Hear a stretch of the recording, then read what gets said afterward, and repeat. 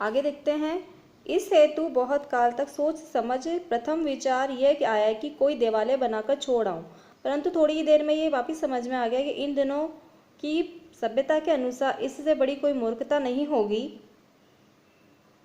और यह तो मुझे भली भांति मालूम ही है कि यही अंग्रेजी शिक्षा रही तो मंदिर की ओर कोई मुख करके नहीं देखेगा। कहने का मतलब इसमें कवि क्या कहना चाहता है, उसने सबसे पहले कौन सा विचार किया, मंदिर बनाने का विचार किया, लेकिन दूसरे ही पल उसने वापस यही सोचा, क्या सोचा कि जिस तरह से अंग्रेजी का प्रचार हो रहा है, अंग्रेजी शिक्षा जिस तरह से बढ़ रही है, आगे चलकर मंदिर की तरफ कोई मुख उठाकर देखेगा नहीं, है नहीं, मंदिर कोई आएगा ही नहीं।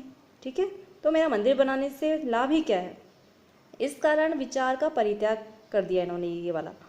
फिर पढ़े पढ़े पुस्तक रचने की सोची, फिर उन्होंने पुस्तक रचने का विचार किया दूसरा, परंतु इस विचार में बड़े कांटे निकले। क्यों? क्योंकि बनाने की देर ना होगी कि कीट क्रिटिक काट कर आधी से ज़्यादा निकल जाएंगे।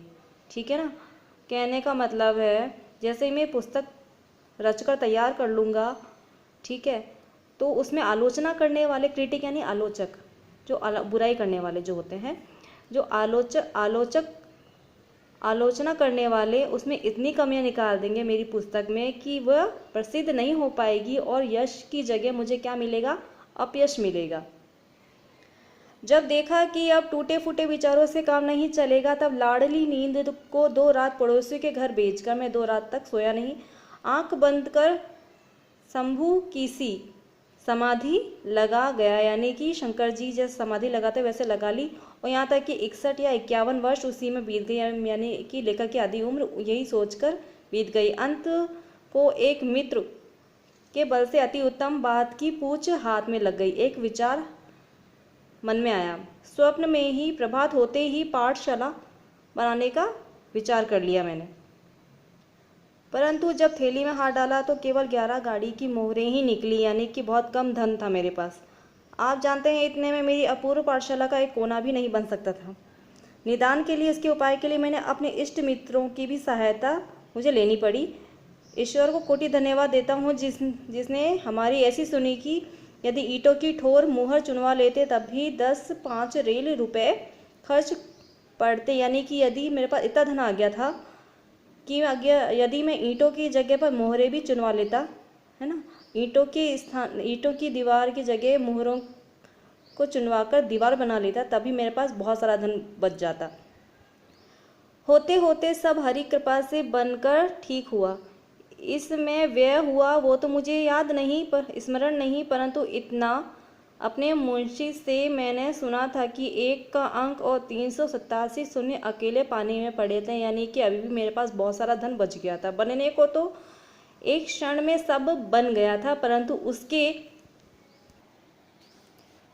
जोड़ने में पूरे 25 वर्ष लगे। जब हमारी अपूर्व पाठशाला बनकर ठीक हुई, उसी दिन हमने हिमालय की कंदराओं यानी गुफाओं में से खोज कर अनेक उदंड पंडित बुलवाए, जिनकी संख्या 0.5 से अधिक नहीं थी, यानी बहुत कम थी। इस पाठशाला में अनगिनत अध्यापक नियुक्त किए गए, परंतु मुख्य केवल कौन कौन से थे? पंडित मुग्धमणि शास्त्री जो तर्कशास्त्र के थे, प्रथम अध्यापक पाखंड प्रिय धर्माधिकारी जो अध्यापक किसके थे? अर्थ धर्मशास्त्र के थे। पाखंड प्रिय यानी धोखा देने वाले। प्राणांतक प्रसाद व्याकरण अध्यापक किसके थे? वो वेदक शास्त्र के, नहीं वैदिक शास्त्र के। लुप्त लोचन ज्योतिषा भरण अध्यापक किसके थे? वो ज्योतिष शास्त्र के थे। शील दावा नल नीति दर्पण ये अध्यापक थे नीति शास्त्र और आत्मविद्या के। आज हम यहाँ तक ही चैप्टर को पढ़ते हैं। इसके क्वेश्चन आंसर एक बार देख लेते हैं।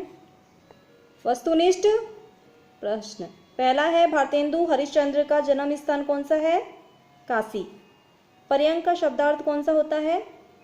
पलंग। अति लघुरात्मक प्रश्न। नंबर 3 है, लेखक के मन में प्रथम विचार क्या आया? तो लेखक के मन में प्रथम विचार ये आया कि संसार तो क्या है? नाशवान है, इसलिए उसमें क्या है? सभी हमें अब क्या करना चाहिए? अपना नाम स्थिर रखने के लिए, उसे अमर बनाने के लिए कुछ ना कुछ उपाय तो करना ही चाहिए। तो उसके मन में ये आया कि मुझे भी अपने नाम को अमर करने के लिए कुछ ना कुछ तो करना ही चाहिए। नंबर 4, उदंड पंडित कहाँ से बुलवाए गए थे? हिमालय की कंदराओं से यानी कि गुफाओं से बुलवाए गए थे। ज्योतिष विद्या में कुशल पंडित का क्या नाम था?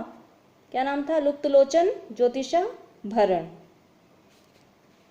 नंबर 6, लेखक ने देवालय बनाने का विचार क्यों त्याग दिया? क्यों विचार त्याग दिया था?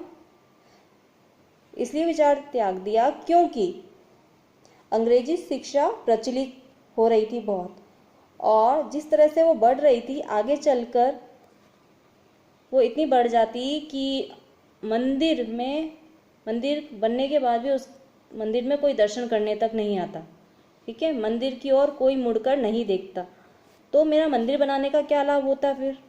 तो ये सोचकर उसने देवालय बनाने का विचार त्याग दिया। देवालय यानी मंदिर होता है।